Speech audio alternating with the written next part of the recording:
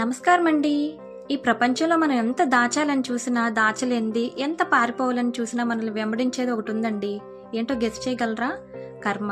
చాలా మంది అనుకుంటారండి, నేను అవతలి వాడికి కీడు చేశాను, వాడు సర్వనాశనం అయిపోతుంటే చూసి ఆనందించాను, నాకేం కాలేదు కదా అని.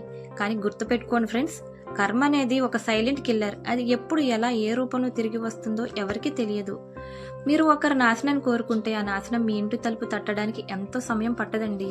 మన పెద్దలు ఒక మాట చెప్పారు, గుర్తుందా?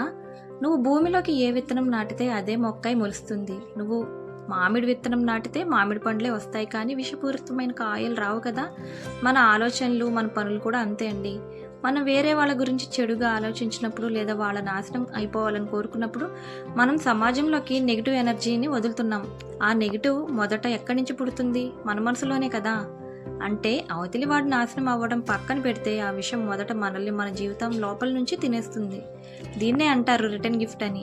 కర్మ ఎవరికి అప్పు ఉంచుకోదండి, వడ్డీతో సహా తిప్పి కొడుతుంది. మనం ఒకరి కోసం గోతిని తవ్వితే ఆ గోతిలో మొదట పడేది మనమే. మనం వేరే వాళ్ళ పతనం అయిపోవాలని కోరుకుంటే మన పతనానికి మనమే పునాది వేసుకున్నట్టు అనమాట. చాలామంది అడుగుతుంటారు, మరి నాకు అన్యాయం చేసిన వాళ్ళు బాగానే ఉన్నారు కదా అని. వాళ్ళ సమయం ఇంకా రాలేదంతే. ప్రకృతి లెక్కలు చాలా పక్కగా ఉంటాయండి. ఎవరు ఇక్కడి నుంచి తప్పించుకోలేరు. కాబట్టి వేరొకరి నాశనాన్ని కోరుకుంటూ మీ వాల్యుబుల్ టైంని అస్సలు కోల్పోకండి. అలాగే మనశ్శాంతిని కూడా పాడు చేసుకోకండి. అవతలి వాడు మనకు చెడు చేసినా వాడి కర్మకి వాడే వదిలేస్తున్నా అని అనుకోండి. ఎందుకంటే కర్మ ఇచ్చే శిక్ష చాలా బలంగా ఉంటుంది.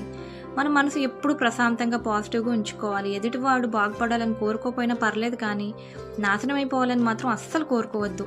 చివరిగా ఒక్క మాట అండి, మనం ఇచ్చేది మనకు తిరిగి వస్తుంది అంటారు కదా. ప్రేమ ఇస్తే ప్రేమ వస్తుంది, గౌరవాన్ని ఇస్తే గౌరవం వస్తుంది.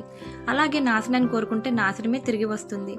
ప్రకృతి న్యాయాన్ని నమ్మండి, మంచిగా బతకండి. ఈ వీడియో మీ మనసుకి కనెక్ట్ అయితే, నిజం అనిపిస్తుంటే వెంటనే ఒక్క లైక్ చేయండి. మీ ఫ్రెండ్స్ అండ్ ఫ్యామిలీకి షేర్ చేయండి. మరిన్ని ఇలాంటి మంచి వీడియోస్ కోసం మా ఛానల్ని సబ్స్క్రైబ్ చేసుకోండి. Thanks for watching.